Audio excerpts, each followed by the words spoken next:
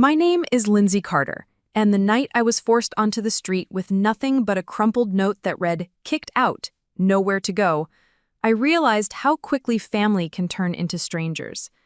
I had always believed home was the one place that would never betray me, but my father's cold words, "Not our problem anymore," proved how wrong I was. What began as the lowest night of my life unraveled into a journey that exposed hidden truths, tested my courage, and led me to an ending I never could have imagined. Before we jump back in, tell us where you're tuning in from, and if this story touches you, make sure you're subscribed because tomorrow I've saved something extra special for you. It all started in a quiet suburb outside of Dayton, Ohio, the kind of place where neighbors waved from their porches and everyone assumed the Carters were just another ordinary American family. From the outside, we looked picture perfect. A modest two-story house with green shutters, a well-kept lawn, and a father who worked hard as a foreman at a local manufacturing plant. But behind the walls of that house, the air was thick with unspoken rules and a tension I learned to navigate like a minefield. My father, Gerald Carter, was a man who valued control above all else. He had the kind of presence that filled a room, his deep voice carrying more weight than any action. My mother, Ellen, moved in his shadow, agreeing with his decisions, rarely voicing her own. I grew up thinking that was what families were supposed to look like. The father as the iron fist, the mother as the quiet echo. For most of my childhood, I did what was expected. I studied hard, avoided conflict, and tried to make myself small when my father's temper rose. But as I got older, that obedience started to clash with something deeper inside me. The belief that I deserved more than a life dictated by someone else's fear and control. My dream was to study journalism. I wanted to write stories that mattered, that gave voice to people who were silenced. When I told my father about applying to colleges out of state, his face turned red with fury. He saw it as betrayal, as me choosing strangers over family. "No daughter of mine is running off to waste time chasing nonsense," he spat one evening at dinner, slamming his hand against the table so hard the dishes rattled. My mother looked at her plate, silent, while I swallowed my anger like I always had. But this time, I still filled out the applications, sending them off in secret. That secret didn't last. 1 week before Thanksgiving, my father found one of the acceptance letters tucked into my backpack. I'll never forget the way his eyes hardened as he held the paper, his jaw set like stone. "So this is what you've been plotting behind our backs," he said, his voice so low it chilled me. I tried to explain it wasn't betrayal, it was hope, but my words bounced off his wall of anger. That night the shouting echoed so loudly I was sure the neighbors heard. By morning, everything changed. When I came home from classes the next day, my suitcase was already sitting on the porch. On top of it lay a folded piece of notebook paper. The words were scrawled in my mother's neat handwriting. "Lindsey, we can't keep supporting choices that go against this family. You wanted independence? Now you have it. Kicked out. Nowhere to go." Beneath her lines, my father had added in bold, deliberate strokes, "Not our problem anymore." I stood frozen, reading those words again and again as though repetition might make them mean something different. But they didn't. They meant exactly what they said. For a moment, I thought maybe it was a cruel bluff meant to scare me straight, but when I stepped inside, the locks had already been changed. My key didn't fit. Through the window, I saw my mother standing in the kitchen, her hands clutching the edge of the counter, but she didn't look at me. She turned away as though ignoring me would make me disappear. And just like that, the home I had lived in for 19 years was no longer mine. The street outside felt colder than I had ever remembered. I picked up the suitcase, numb and trembling, and walked to the corner, unsure where to go. Cars passed by, drivers unaware that a girl had just been cut off from her entire world. My phone was nearly dead, my wallet nearly empty. I had friends, but none close enough that I could call them at midnight to say, "My parents don't want me anymore. Can you take me in?" The shame of it burned more than the November air. I wandered for hours, eventually ending up at the old community center where I used to volunteer in high school. Its doors were locked, but the steps offered a place to sit, to breathe, to try and make sense of the hurricane in my chest. I replayed every moment, every warning my father had given me, wondering if I had brought this on myself. But beneath the guilt and fear, something stubborn pushed back. If they thought tossing me out would break me, maybe proving them wrong was the only way forward. At that moment, I didn't know the road ahead would reveal secrets my family had buried, or that I would find unexpected allies who saw me not as a burden, but as someone worth fighting for. All I knew was that my life had just split in two. The one I was forced to leave behind, and the one I had no choice but to build on my own. And as the town clock struck midnight in the distance, the sound felt like a cruel reminder that my old life was over and a new, uncertain one had just begun. The days that followed my expulsion from home blurred together into a haze of exhaustion and disbelief. I found temporary shelter in the most unlikely places: bus stops, the back corner of the public library where the security guard didn't patrol too often, and sometimes a friend's couch if they didn't ask too many questions. To anyone looking from the outside, I was just another 19-year-old drifting between classes and part-time work, but inside, I was unraveling. Each morning, I would wake with the same gnawing fear. Where will I go tonight? I carried that note my parents left with me, folded so many times the creases threatened to tear it apart, as though some part of me needed proof that what had happened was real and not just a bad dream. But the truth was, the cracks in my family's foundation had been there for years. My father's need for control seeped into every part of our lives. Dinner conversations were less about connection and more about him quizzing us on chores, school performance, or who we had spoken to that day. Any deviation from his expectations was met with harsh words or stony silence. My mother, though never cruel, became an accomplice through her silence. I used to think she was protecting me in her own quiet way, softening his edges when she could. Now, I began to wonder if her silence had always been a choice to preserve her own comfort rather than my safety. Looking back, I realized how often I had concealed my true self just to survive in that house. I loved reading investigative journalism, digging into stories that exposed corruption or injustice. I used to scribble notes about topics I wanted to research one day, but I learned to hide those notebooks under my mattress. My father despised anything that hinted at questioning authority or stirring trouble. "People who dig too much end up buried themselves," he once told me after catching me watching a documentary about whistleblowers. He thought he was instilling fear, but what he really did was plant a seed that truth mattered more than silence. That seed had grown quietly inside me for years, even as I kept my head down to avoid confrontation. The community saw us differently. To neighbors and church members, the Carters were dependable, respectable, a family with values. My father was admired for his strong work ethic, my mother for her polite smiles and quiet demeanor. They played their roles perfectly. No one saw the tension simmering beneath, the way I shrank whenever his voice rose, or the way my mother's eyes darted away when I needed her to stand up for me. Maintaining that facade had always been a part of our lives, but now, as I walked through the same neighborhood with my backpack slung over my shoulder, I felt like an imposter in a story I had outgrown. People waved at me from their porches, oblivious to the fact that the girl waving back had no bed to return to. In school, I carried on as if nothing had happened. I attended my classes at the community college, sitting in the same rows, turning in the same assignments, while inside I wrestled with hunger and fatigue. Nights on library benches didn't lend themselves to restful sleep, and dinners often consisted of whatever snack I could afford from the vending machine. I told no one, not even the professors, who sometimes noticed my drooping eyelids.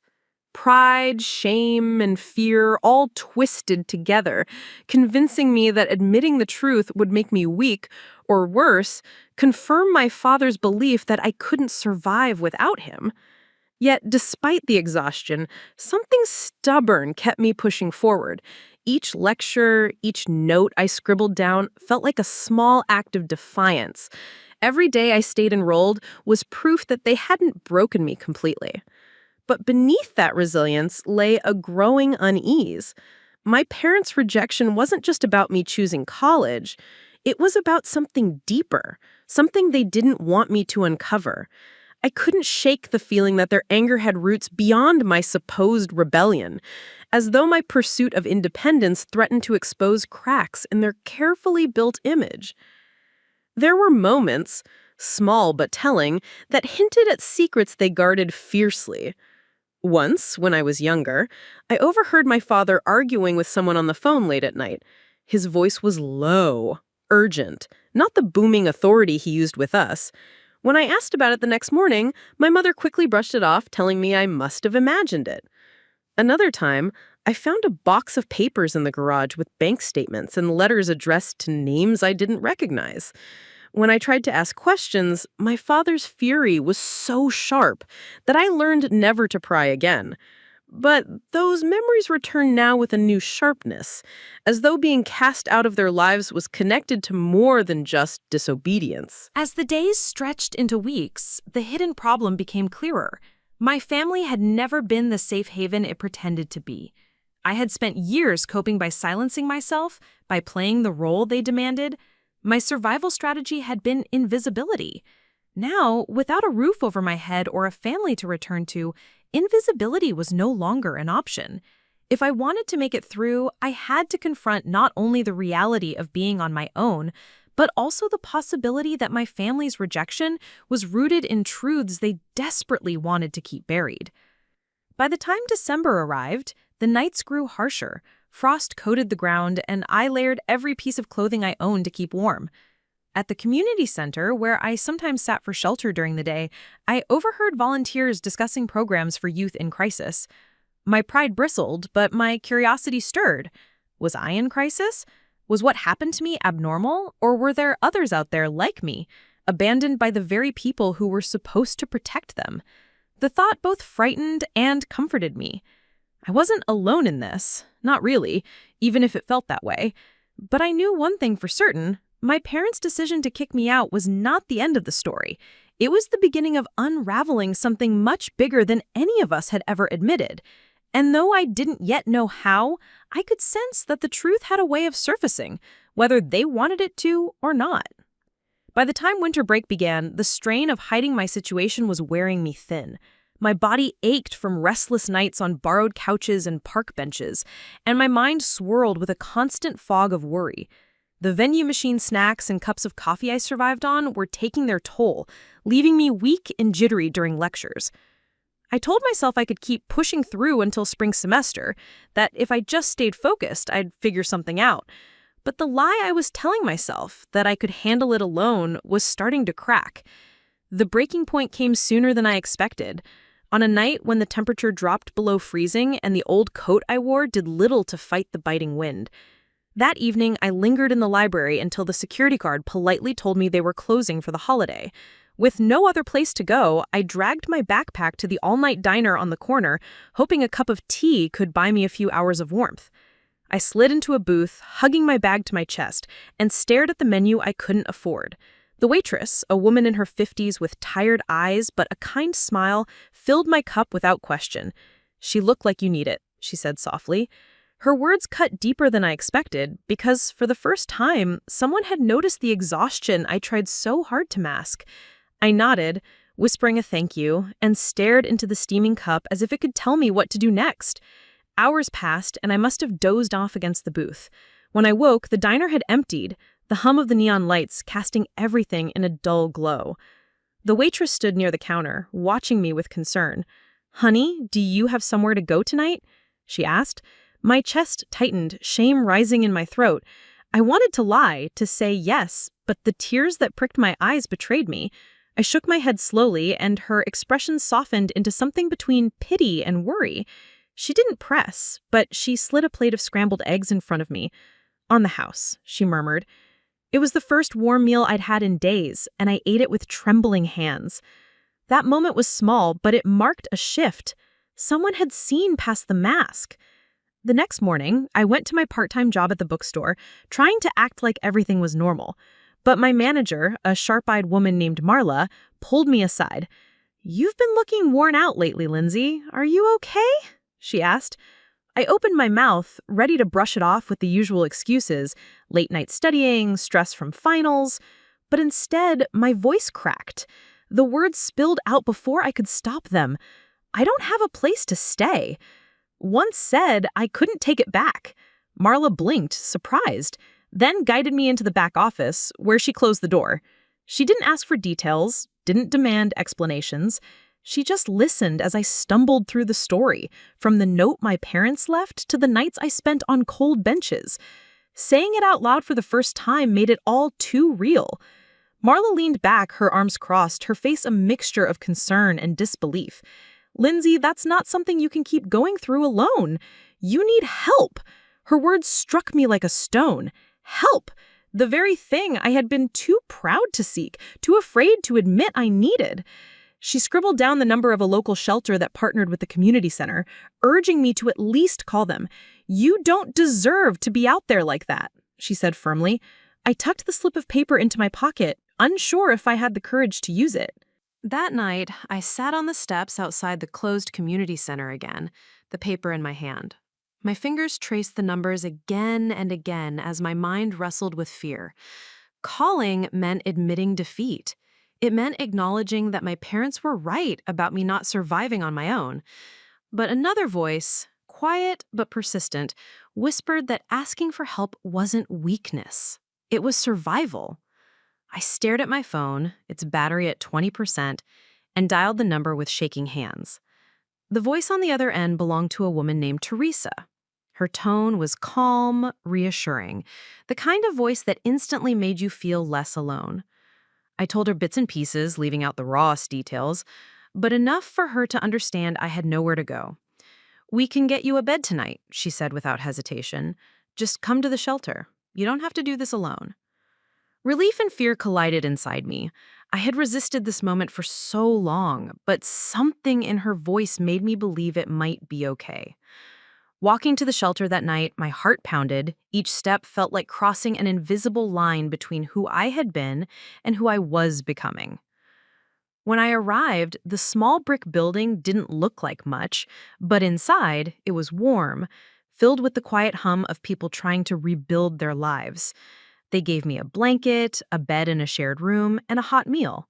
It wasn't home, but it was safe. For the first time in weeks, I slept without the constant fear of being discovered or frozen by the night air. Lying there, staring at the ceiling in the dim light, I realized this was more than just shelter. It was the first step toward truth. My parents' rejection had forced me into a world I never would have chosen, but it also stripped away the illusion I had lived under for so long. Their perfect facade, their carefully crafted image, had shattered the moment they put me on the street. And now, with outside eyes beginning to notice the life they wanted to keep hidden, was about to unravel in ways they never expected. The first time someone outside of my immediate life really began to see the truth of my situation, I wasn't prepared for how it would feel. It wasn't a dramatic revelation with shouting or confrontation. It was quiet, subtle, but irreversible. I had been staying at the shelter for nearly a week, trying to adjust to the rhythm of structured meals, curfews, and shared living spaces. The walls were lined with bunk beds. Each assigned to someone's story was different, but whose struggle was painfully similar. I had learned to keep my head down, to occupy myself with small tasks and quiet reading, but my presence could no longer remain invisible. Word had spread among the staff and residents about a young woman thrown out by her parents, and the whispers and occasional looks carried a weight I hadn't expected. Some were sympathetic, some skeptical, but they all made it clear the shelter's modest space could not contain the full scope of my story without it eventually reaching others who might act on it. It was during one of these quiet evenings that Teresa, the coordinator I had called days earlier, brought in a visitor, a social worker named Daniel. He was tall, with a calm demeanor, and eyes that seemed to weigh everything carefully before he spoke. Unlike the volunteers who offered me blankets or meals without asking questions, Daniel's presence felt formal, purposeful. He introduced himself simply, then asked if I could share what had happened with my parents, with the house, with the note, and with the night I first ended up on the street. I hesitated, the old instincts to hide and minimize bubbling up, but Teresa encouraged me gently. You don't have to embellish, just tell the truth, Lindsay. They need to know what's real. As I recounted the events from my father's fury over my college plans to the note they left on the porch, I noticed Daniel taking careful notes, nodding occasionally, never interrupting. Telling my story aloud made it heavier, more real. The shame that had been buried in my chest for weeks began to mix with a small, burning spark of relief. For the first time, my voice carried weight beyond my own fragile conviction. I was being heard, and someone outside of my family was beginning to understand the injustice I had endured. Daniel asked questions that I hadn't even considered important. How often had I been threatened? What attempts I had made to reconcile, and whether anyone in the neighborhood or school had witnessed tension or hostility at home. Each question dug deeper, forcing me to see the patterns I had long ignored in my attempt to survive silently. By the end of the meeting, Daniel's expression had shifted. There was something in his eyes, resolute, concern, and a subtle acknowledgement that this was not just a routine case. He asked if I would allow him to contact school authorities and, potentially, local services to make sure my safety and educational path were secure. I hesitated at first. The thought of my father discovering that outsiders were now aware of our private struggles, filling me with a mix of fear and shame. But then, almost against my own expectation, I said yes. I wanted to be protected. And for the first time, I wanted my story to matter. The next day, Daniel followed through. He met with my college's student affairs office, presenting my situation in careful, factual terms. He didn't exaggerate or dramatize. He simply laid out what had happened, supported by the note and my own testimony. The administration was quick to respond, offering access to counseling, emergency housing options, and financial support for living expenses and tuition. It was the first time I felt the tides shifting. A network of people I had never met before was stepping in to counteract the rejection and coldness I had experienced at home. This wasn't just about survival anymore, it was about justice, about correcting the imbalance that had left me abandoned. Meanwhile, word of my circumstances began to spread in subtle ways beyond the shelter and the college. A neighbor who had seen me wandering at night mentioned it to a local youth outreach coordinator. A volunteer at the shelter who had grown close to me shared my story in general terms with a friend who ran a small online community for young adults facing family rejection. Each ripple carried pieces of truth outward, and slowly, my parents' attempt to bury the incident behind closed doors began to fail. Evidence of neglect, emotional abandonment, and a parent's outright refusal to provide support was quietly accumulating. I didn't see it at first. I was too consumed with daily survival and the emotional whiplash of sudden independence. But Daniel explained it plainly. Lindsay, the more people who know the facts, the less they can deny them. That's how real change starts. It was a strange mix of comfort and unease. I hadn't planned on my personal life becoming public in any form, even within professional channels. Yet, as I walked back to the shelter one evening after attending a counseling session, I realized that being seen was different than being exposed. Being seen meant that my struggles could no longer be erased, minimized, or ignored. Being seen meant that someone beyond my family now believed in my worth, in my story, and in my right to a safe and independent life. It was empowering, but it also set the stage for the storm that was inevitably coming, the confrontation between the world I had been forced out of and the world that had begun to fight for me. For the first time in my life, I understood that being abandoned did not have to define me. My parents' refusal to help, their insistence that I was now not their problem, was no longer the final word. Outsiders were beginning to see what I had always known, but had been too afraid to articulate. The Whitaker household, or in my case, the Carter household, was a place of hidden cruelty, carefully masked as normalcy. And while I couldn't yet predict how they would respond once they realized the truth was now being acknowledged by more than just me, the momentum had begun. Someone beyond the walls of my family had begun to look closely at what had happened, and once eyes are opened, there's no going back. After the initial recognition of my situation by Daniel and the college authorities, reality began to hit in a more urgent way. Suddenly, my story was no longer just my own struggle. It had become a case to be documented, supported, and eventually confronted. While the support I received from the shelter and my social worker provided immediate relief, the next challenge was proving the depth of neglect and emotional abandonment I had endured. It was one thing to tell my story verbally, it was another to show tangible evidence that could withstand scrutiny.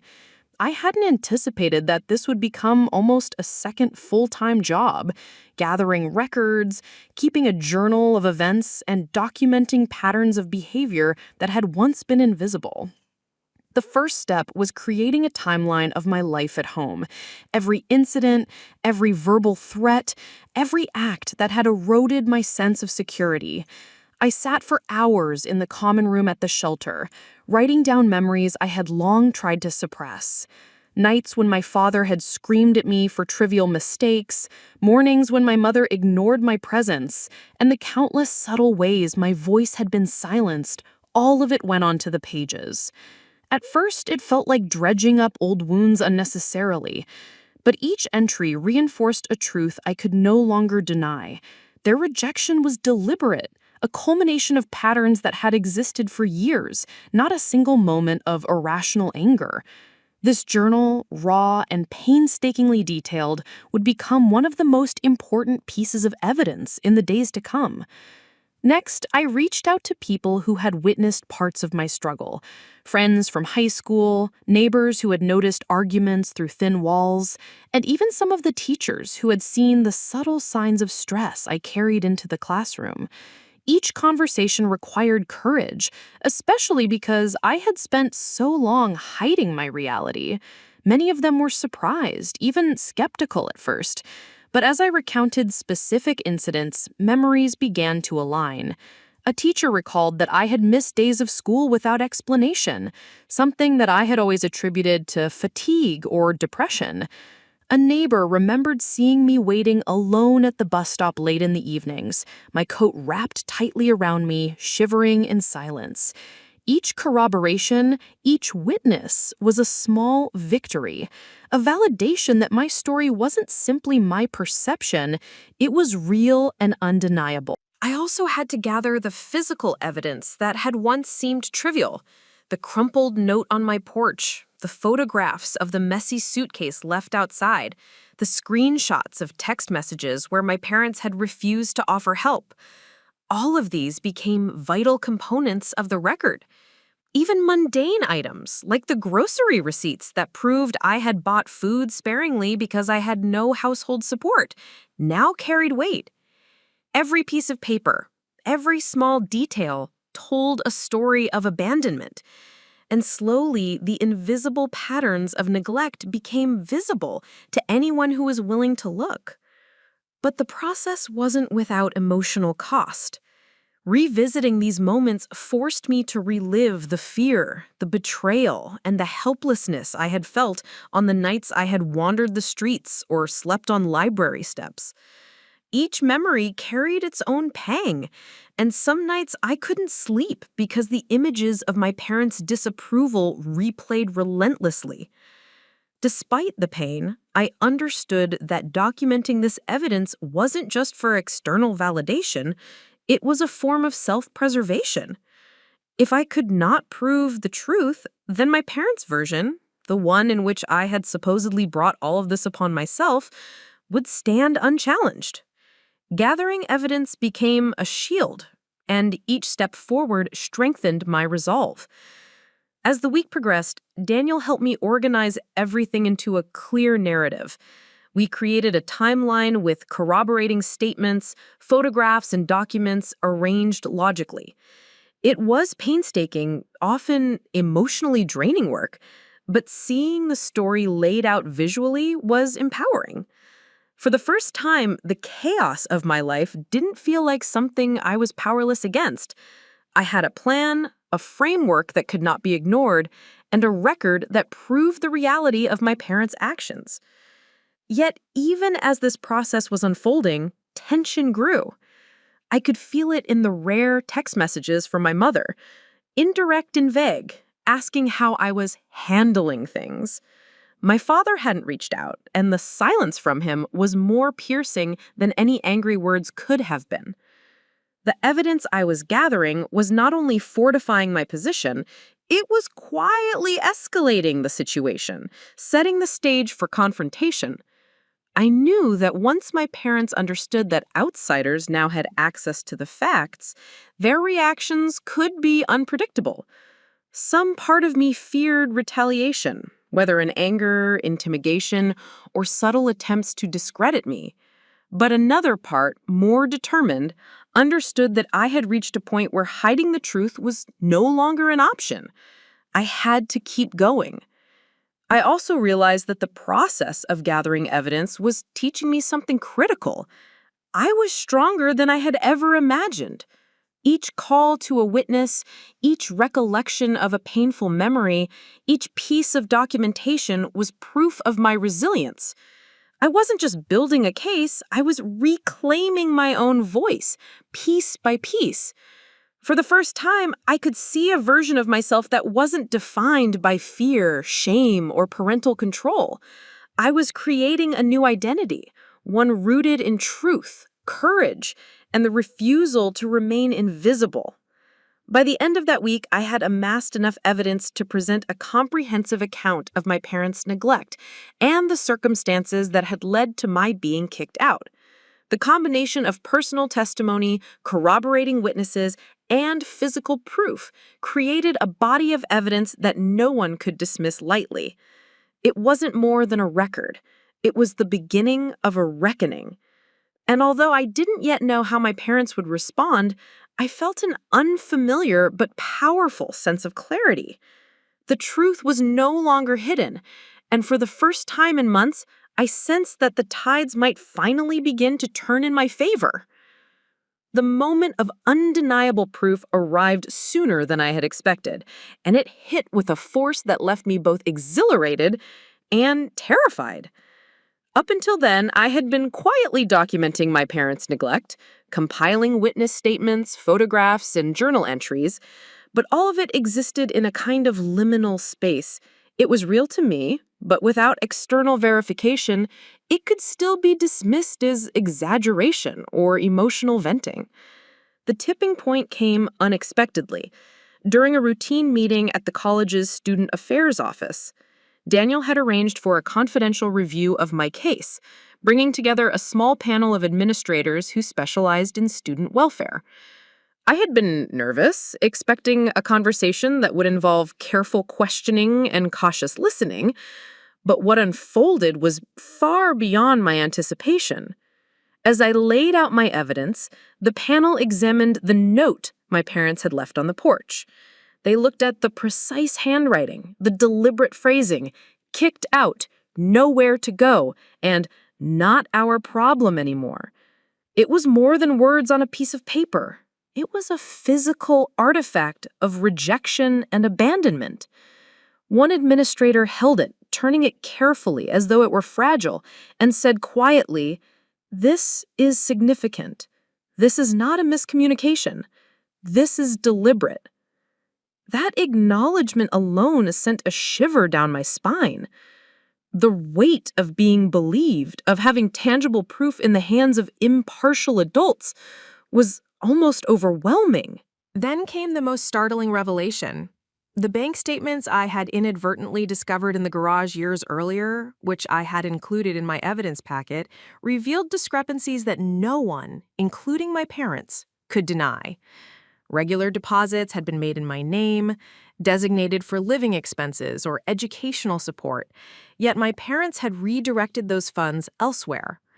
The panel stared at the figures in silence, then exchanged glances that spoke volumes. Daniel leaned forward, his eyes steady, and explained that this was concrete proof of financial neglect. It wasn't just my story against theirs anymore.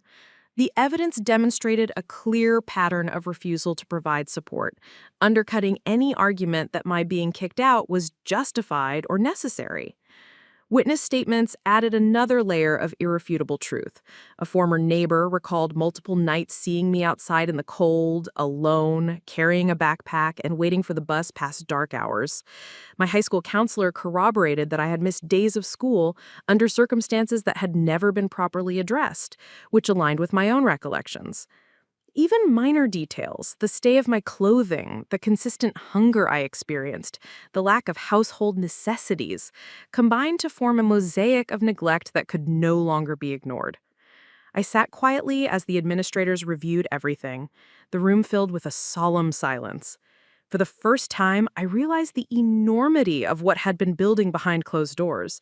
My parents' carefully curated facade of normalcy was crumbling in front of impartial witnesses. The turning point became undeniably clear when Daniel asked if I could provide a timeline showing the escalation of neglect and emotional abandonment. I handed over the journal I had kept meticulously over weeks, detailing incidents from my father's verbal aggression to my mother's silent complicity. The administrators read through the pages, noting the patterns, the consistency, and the emotional toll it had taken on me. One of them remarked, "This level of detail, coupled with physical and financial evidence, makes the case extremely strong. There is no ambiguity here. This is serious." Hearing those words, a mixture of relief and nervous anticipation washed over me. Relief because someone beyond my shelter walls was finally validating my reality. Anticipation because I knew my parents would eventually have to confront this evidence. Later that afternoon, Daniel guided me through the next steps, explaining how the undeniable proof could be formally presented to the college administration and potentially to family courts if necessary. We also discussed how the shelter could provide long-term stability while I pursued my education. For the first time, I began to imagine a future in which I could continue living and studying without the constant fear of being discarded. But the clarity came with a sharp edge. The confrontation with my parents was inevitable. Once they realized that the documentation, witness statements, and financial records were in the hands of professionals who believed me, they could no longer deny what had happened. That evening, I returned to the shelter, the weight of the day pressing on my shoulders. I replayed every moment of the meeting in my head, feeling the mixture of empowerment and fear settle into my chest. I had crossed a line from being a passive victim to an active participant in reclaiming my life. The undeniable proof had shifted the balance of power. I was no longer at the mercy of their whims or their selective memory. I had facts, evidence, and witnesses. And though I feared the reaction, anger, denial, or attempts to intimidate me, I also felt a strange exhilaration. I had entered a new stage of my life where truth, not fear, dictated the terms. Sleep that night was surprisingly calm. For the first time in weeks, I lay in my bed at the shelter and felt the quiet comfort of security, not just physically, but emotionally. I could still hear the echoes of my father's voice in my head, but they were fading, overshadowed by the solidity of what I had accomplished. I had uncovered undeniable proof that could no longer be ignored. And in that clarity, I found a spark of hope. Hope that the lies and denial my parents had cultivated for years would not stand forever, and that justice, recognition, and ultimately validation were within reach. The choice to finally speak, to take my story out of the shadows and confront my parents directly, came with a sense of weight I hadn't fully anticipated.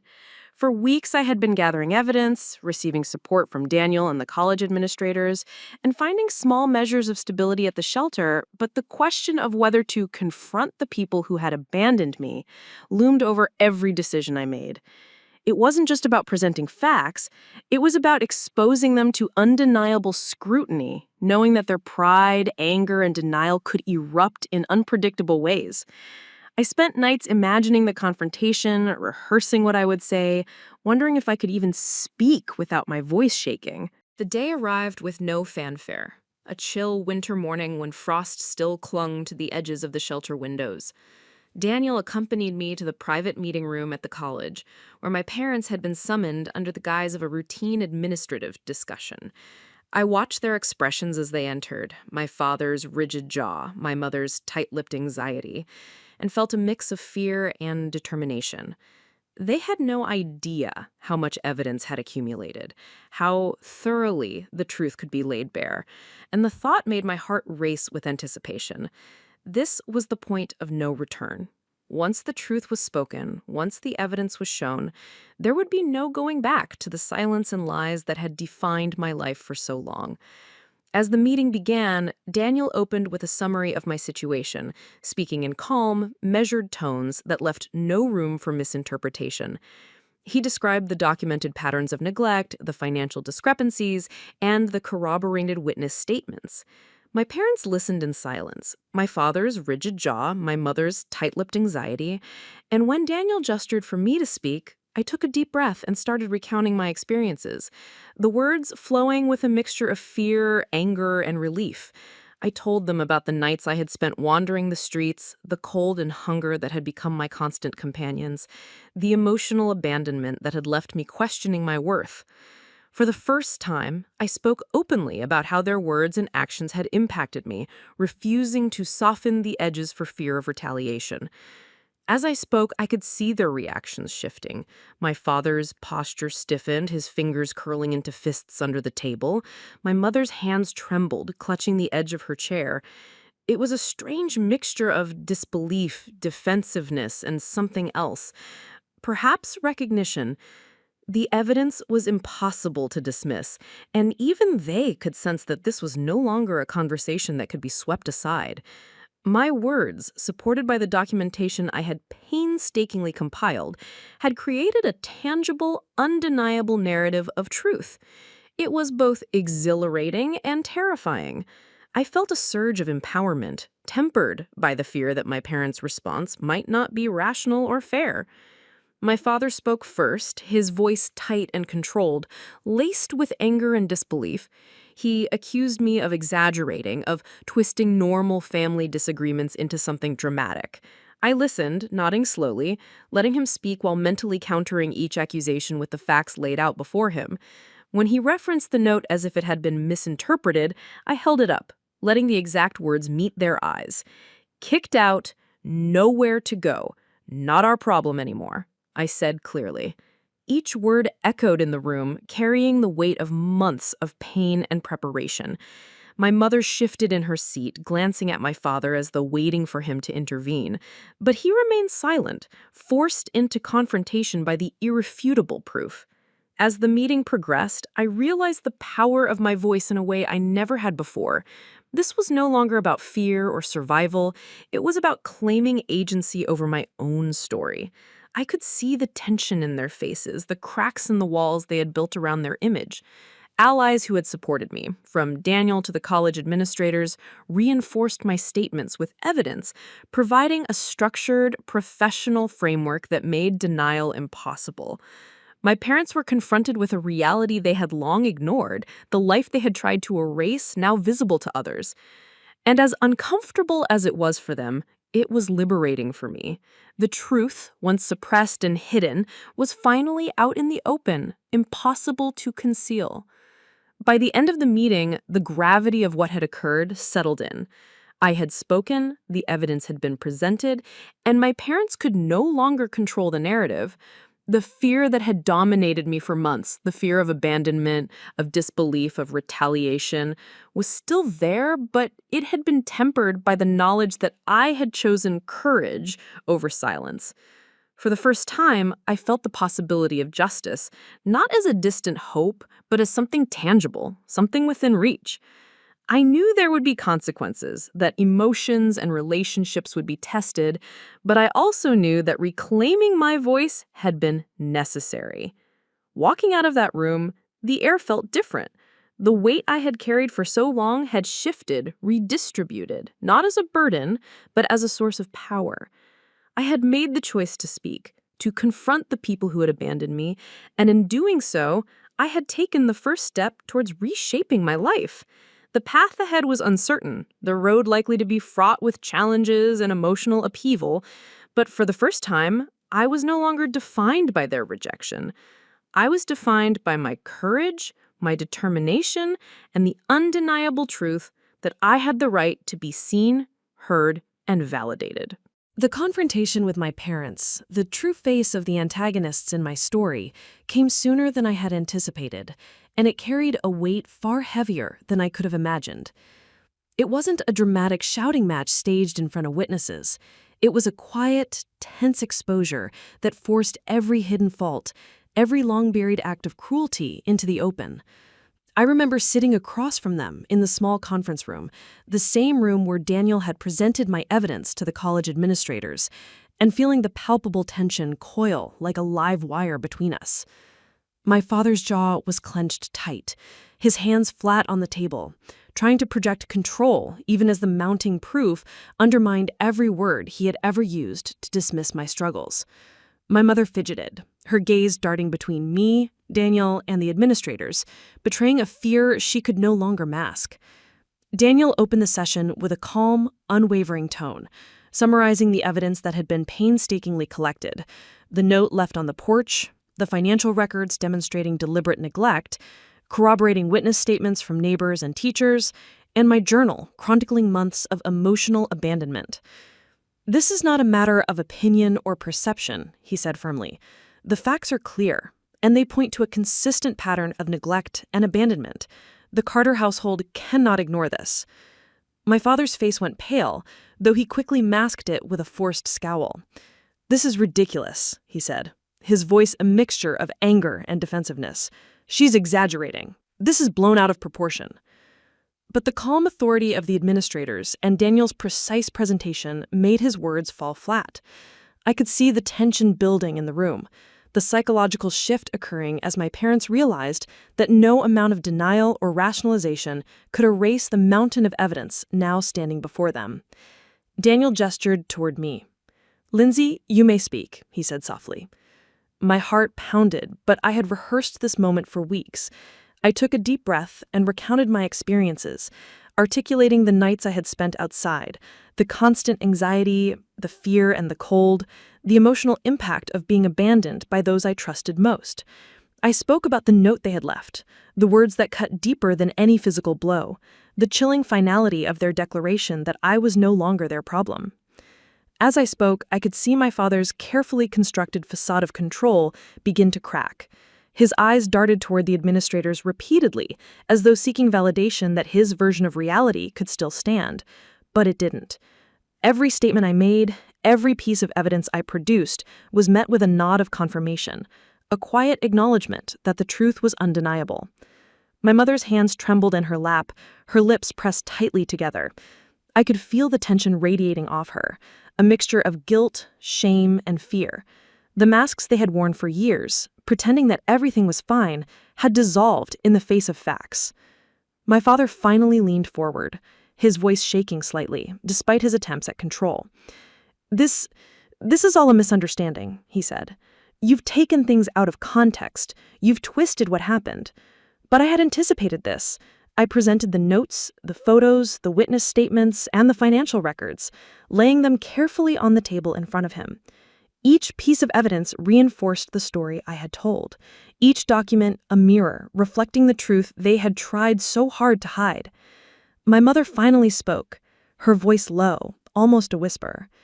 We didn't know how to handle things," she said, though her eyes betrayed a recognition of culpability. The administrators guided the conversation carefully, asking pointed questions that left little room for evasion. "Were there attempts to support her financially or emotionally?" one asked. My father stammered, then admitted that he had redirected funds meant for my living expenses. "Why didn't you provide her with basic support?" Daniel asked. My father's face reddened, his voice trembling. We didn't think she could handle independence. We thought she needed discipline," he muttered.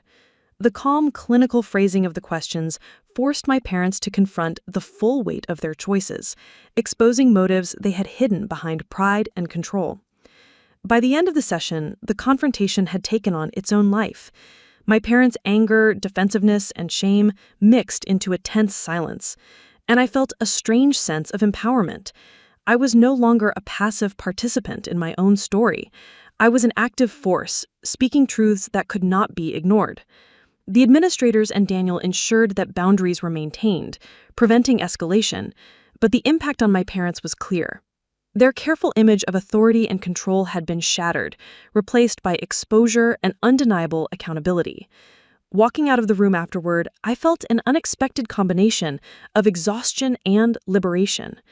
The confrontation had been emotionally draining, but it had also solidified something crucial. The power dynamic had shifted. I had spoken, presented evidence, and forced the truth into the open. My parents could no longer dictate the narrative.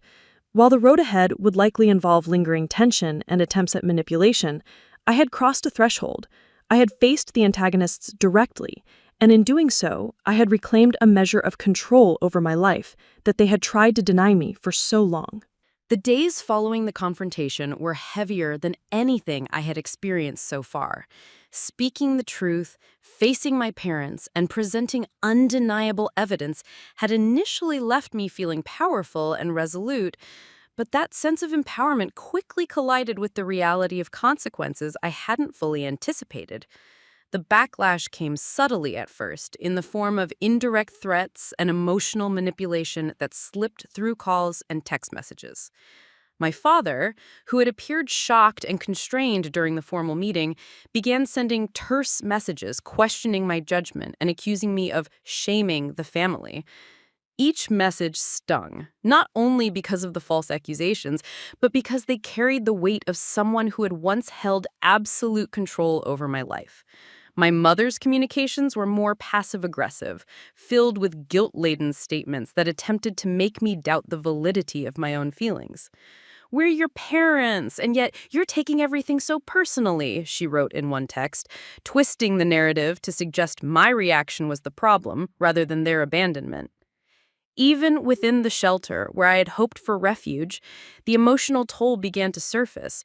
I had been surrounded by people who were supportive and understanding, yet the constant replay of confrontational memories gnawed at me.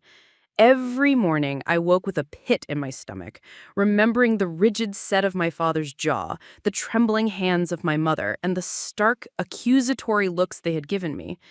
I began questioning myself in ways I hadn't before, wondering if I had exaggerated details, if I had misinterpreted certain actions, if my courage had somehow provoked unnecessary chaos. The mental exhaustion of reliving each event, coupled with the fear of what might happen next, created a fog of anxiety that made even simple tasks, getting breakfast, attending classes, or responding to emails, feel insurmountable. Financial pressures compounded the emotional strain. While the college had provided emergency funding and the shelter offered basic necessities, I was still acutely aware of the instability of my situation.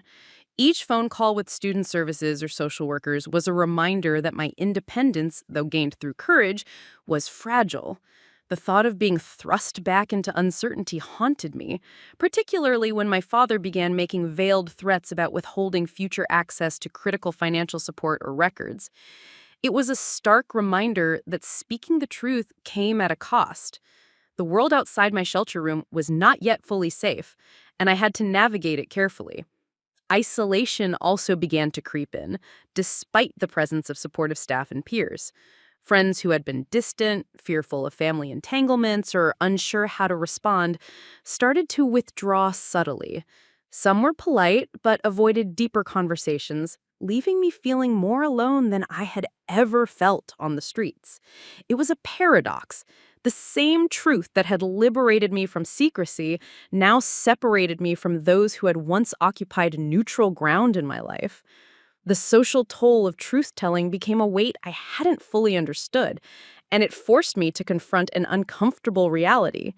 Liberation through truth could come with loneliness and estrangement. Emotionally, the impact was exhausting.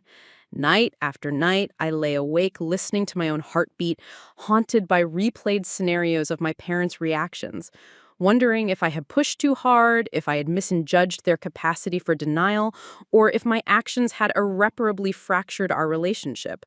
Moments of despair crept in, threatening to overshadow the sense of agency I had fought so hard to claim. In those nights, I felt the full weight of the consequences of speaking out. The isolation, the tension, and the uncertainty about the future loomed like an oppressive fog. Every small sound, the creak of a radiator, the rustle of footsteps outside my window, triggered memories and fears that I was not yet ready to fully confront. At times, the thought of returning to silence seemed like a seductive option. If I had remained passive, invisible, perhaps the tension would have eased and life might have returned to a form of stability, even if it was the kind of false stability built on fear and abandonment. But deep down, I knew that retreating into silence was no longer an option. The truth had already been seen by others. The documentation was in multiple hands, corroborated and undeniable. Retreating now would not erase the evidence or undo the courage I had summoned to speak out. It would, instead, feel like a personal betrayal of my own dignity and resilience. Through the haze of fear and fatigue, I began to realize that this lowest point, this emotional and social crucible, was a necessary stage. It forced me to confront not just the pain inflicted by my parents, but the vulnerability that comes with choosing truth over comfort. It made me aware that standing up, even with evidence and support, would inevitably bring conflict, and that the path to empowerment was not linear or painless. Each sleepless night, each pang of doubt, each sting of isolation was shaping me into someone stronger, someone capable of enduring confrontation and living with the consequences. I began to understand that the backlash was not a signal of failure, but a natural counterweight to the courage I had shown. By the end of that week, despite the exhaustion and emotional turbulence, I could feel a subtle shift within myself. I was beginning to separate my identity from my parents' judgment, realizing that the consequences I faced were not a reflection of weakness, but a sign that I had forced a reckoning that could not be ignored. The backlash, though painful, underscored the truth. I had spoken, I had been seen, and the world around me was now responding to facts rather than fear. It was a dark night of the soul, but even in the deepest shadows, I could glimpse the faint outlines of hope and the possibility of vindication. The moment I had been preparing for, dreading, and anticipating simultaneously finally arrived. The formal review of my case, what felt like the ultimate test where truth would be laid bare for judgment. Daniel had coordinated a meeting with the college administration, student affairs officials, and a legal advisor, ensuring that all the evidence I had painstakingly compiled would be presented in a controlled professional setting. I woke that morning with a mixture of nerves and determination, knowing that this was the point where everything I had endured, the nights of fear, the months of documenting, the courage to confront my parents, would be tested under scrutiny. The air in the room carried an intensity I could almost touch, a charged atmosphere as if everyone present sensed the gravity of what was about to unfold. As I entered the conference room, my parents were already there, sitting stiffly across from me, their expressions guarded, yet unreadable.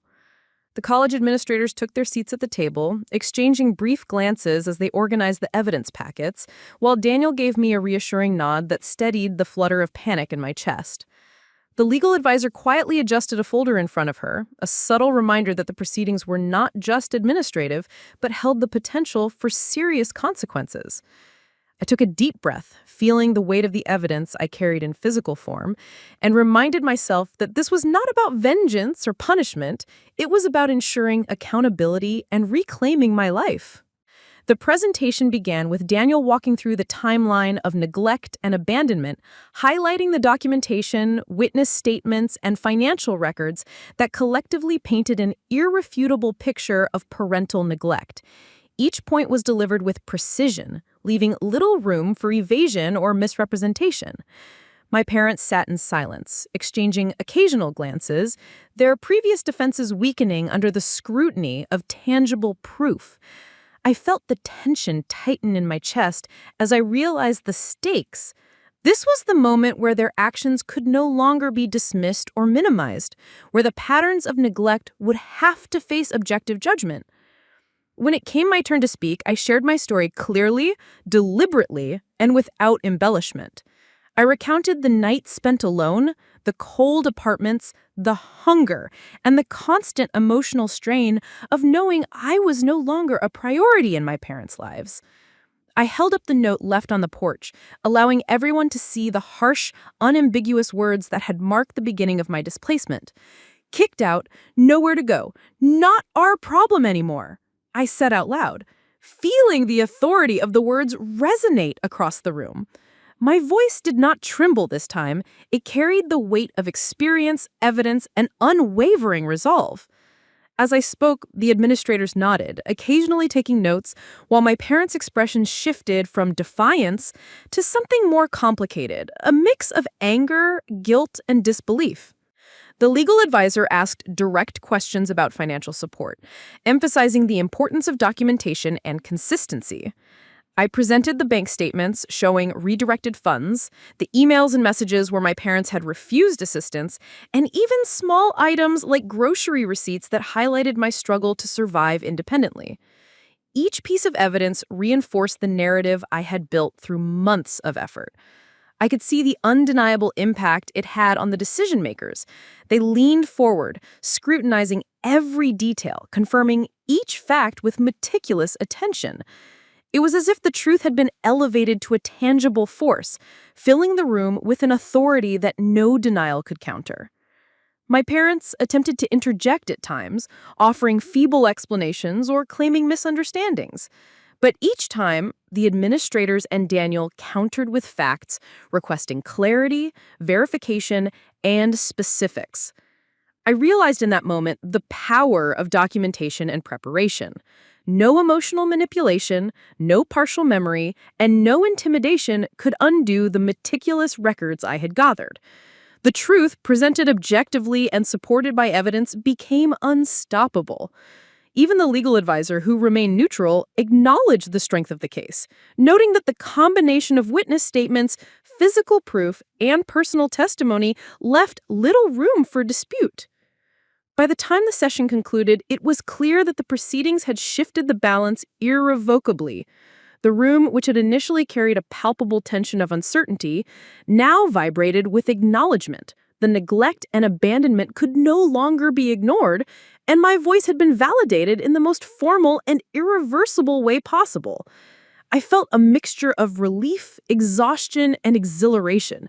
The fear that had accompanied every step of this journey, the fear of disbelief, retaliation, or dismissal, was finally being replaced by a sense of empowerment and justice.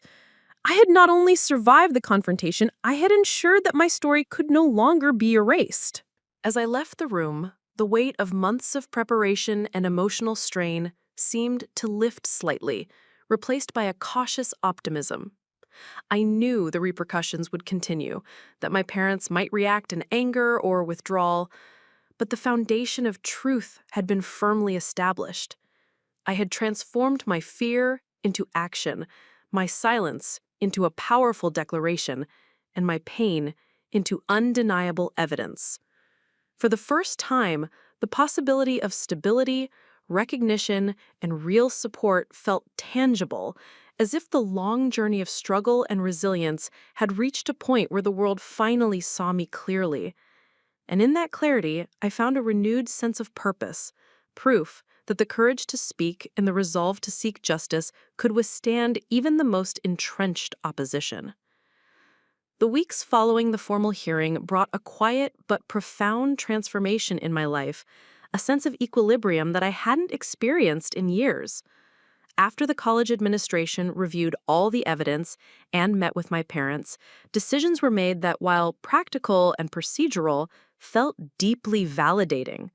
The administration officially recognized the pattern of neglect and made arrangements to ensure that I had continued access to financial aid, housing, and academic support.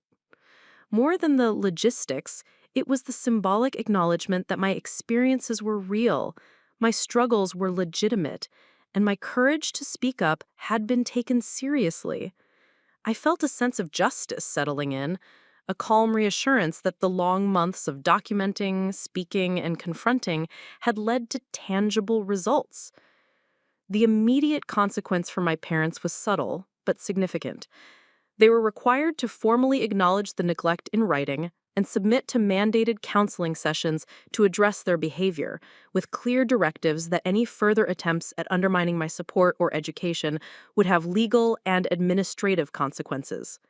While I knew that their behavior could not be entirely erased or undone, the structures put in place ensured that I was no longer at their mercy.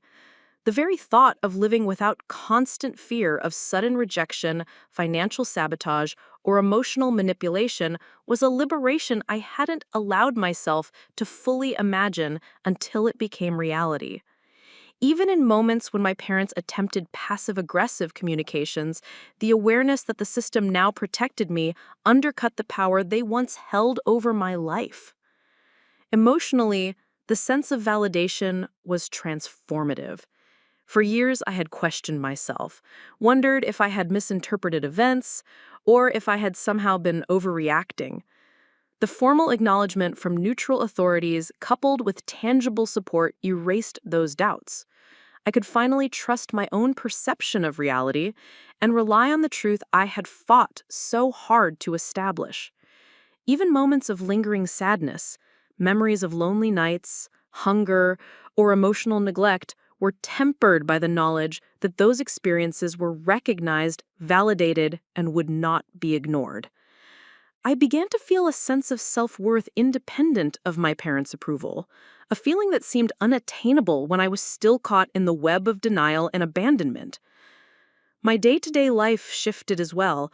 The shelter, once a temporary refuge, now became a stepping stone towards independence. With guaranteed housing support and financial aid, I was able to focus on my education, on building a future that was not dictated by fear or survival. I immersed myself in classes, projects, and extracurricular activities with a renewed sense of purpose, discovering that my energy, previously consumed by stress and anxiety, could now be directed towards growth and achievement. Each accomplishment, no matter how small, felt like a personal triumph, proof that the resilience I had cultivated in the face of abandonment could transform into tangible success.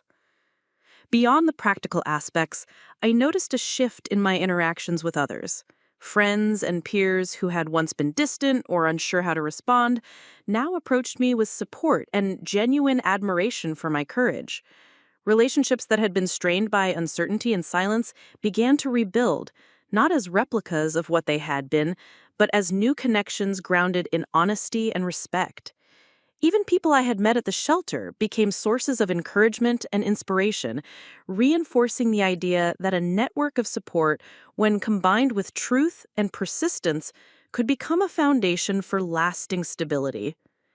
The most significant shift, however, was internal. I began to see myself not as a passive victim of circumstance, but as an agent of my own life. The courage to speak the truth, to document evidence, and to confront my parents created a profound sense of empowerment. I could feel it in small moments, choosing how to spend my day without fear of interference, advocating for my own needs in academic settings, or even asserting boundaries with my parents in controlled, deliberate ways. Each act reinforced the sense that my voice, my experience, and my rights were valid and deserved respect. As the weeks turned into months, the equilibrium settled into a steady rhythm. I had established routines that supported my education, emotional health, and personal growth. My parents, though still present in my life, no longer had the unchecked authority they once wielded. and the protective structures in place allowed me to maintain that boundary with confidence. The culmination of these efforts, evidence, confrontation, validation, and institutional support, created a sense of justice that was both practical and symbolic. I had faced the consequences of speaking the truth, endured backlash, and survived the confrontation, and the world had responded with acknowledgement and support rather than dismissal. Looking back, I realized that this resolution was not just about external validation, but also about the internal recognition that I had survived a long, difficult journey and emerged stronger, wiser, and more confident. The equilibrium was not perfect. Lingering emotions, memories, and challenges remained, but it was real, sustainable, and most importantly, built on truth rather than fear. For the first time in my life, I felt that I had reclaimed not only my autonomy, but also my sense of self. And that realization marked a turning point in my personal evolution, proof that courage, persistence, and honesty could ultimately lead to justice and vindication. Months after the storm of confrontation and formal proceedings had passed, I began to experience the quiet, profound transformation that marked the true culmination of my journey.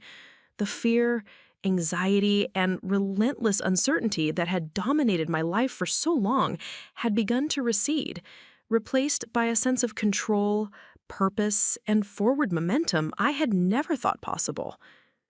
My mornings no longer started with dread or caution. They began with intention. I would wake, make a plan for the day, and move through it with a sense of agency, each action reinforced by the knowledge that I had the power to shape my life, rather than simply react to it. The shelter that had once served as a temporary refuge became a home in every meaningful sense, a place where I could rebuild my confidence, pursue my education, and embrace my independence without the shadow of constant fear or abandonment. With stability in housing and finances secured, I fully immersed myself in my studies. I had always loved learning, but before, the weight of parental neglect and fear had dulled my focus. Now, with the burdens lifted, I could approach each class, project, and assignment with energy and purpose. Professors and advisors recognize my determination and resilience, offering mentorship and guidance that further strengthened my resolve. I began setting long-term goals, applying for internships, joining student organizations, and even considering graduate programs, all ideas that had once seemed impossible for someone who had spent nights without a safe place to sleep. The sense of possibility was intoxicating, and with every small accomplishment, my confidence grew, reinforcing the lesson I had learned through struggle. Perseverance, courage, and truth could reshape a life. Equally transformative was the evolution of my sense of self. I no longer defined myself by the neglect or abandonment of my parents. Instead, I measured myself by my resilience, my choices, and my integrity. I had survived situations that could have broken me, and I had emerged not only intact, but empowered. This internal transformation allowed me to set boundaries without guilt, to speak my mind without fear, and to trust my own instincts and judgment. I discovered a quiet pride in my own agency, a recognition that I could create stability and fulfillment even when others failed to provide it. The empowerment was subtle yet profound, a steady hum beneath daily life that reminded me I was no longer at the mercy of anyone else's approval. The relationship with my parents remained complex, but it no longer dictated my emotional equilibrium. I had learned to interact with them on my own terms, maintaining boundaries that protected my mental health and autonomy. Their continued presence, while occasionally uncomfortable, did not undermine the life I had built. The administrative measures in place, combined with my own resilience, ensured that I would not be discarded or manipulated again. I had reclaimed my voice, and with it, the power to define my interactions and relationships. The liberation was not just symbolic, it was tangible. present in every decision, conversation, and step forward I took. Beyond personal growth, I found purpose in using my experiences to support others in similar situations. I began volunteering at the shelter, offering mentorship to young people who were navigating parental neglect or sudden displacement. Sharing my story became a tool not just for advocacy, but for connection, illustrating that survival, resilience, and eventual empowerment were possible. Each time a young person expressed relief, hope, or understanding, I felt a renewed sense of meaning. The very adversity that had once threatened to define me now became a source of guidance and encouragement for others, demonstrating that the scars of struggle could transform into instruments of positive change. Even the smallest daily acts became imbued with symbolism. Cooking my own meals, organizing my workspace, and even walking across campus without anxiety were reminders of how far I had come. Each mundane action reflected the cumulative effect of courage, perseverance, and integrity. I could see the tangible impact of my choices on my life, and that awareness reinforced a sense of stability that was once unimaginable. Life, once chaotic and unpredictable, now unfolded on a foundation of self-determination and truth. Looking back, the note left on the porch, the words that had cut like a blade, felt almost distant now, a reminder of a past that had shaped me, but no longer controlled me. That moment of abandonment, once so defining, had become the catalyst for transformation. By confronting the truth, documenting the facts, and speaking with courage, I had not only survived, but had built a life of empowerment, recognition, and purpose. The journey had been arduous, the nights long, and the challenges steep, but the result was undeniable. I had reclaimed my identity, my voice, and my life. In the final reflection of this journey, I realized that transformation was not a single event, but a continuous process, reinforced by choices, actions, and persistence. I had turned fear into courage, abandonment into autonomy, and pain into purpose. I was no longer a passive participant in my own story. I had become its author. And in that authorship, I found not only a new life, but a new mission: to live fully, advocate fiercely, and demonstrate to others that even in the darkest moments, truth, courage, and resilience could create a future filled with hope, empowerment, and possibility. Up next, you've got 2 more standout stories right on your screen. If this one hit the mark, you won't want to pass these up. Just click and check them out. And don't forget to subscribe and turn on the notification bell so you don't miss any upload from us.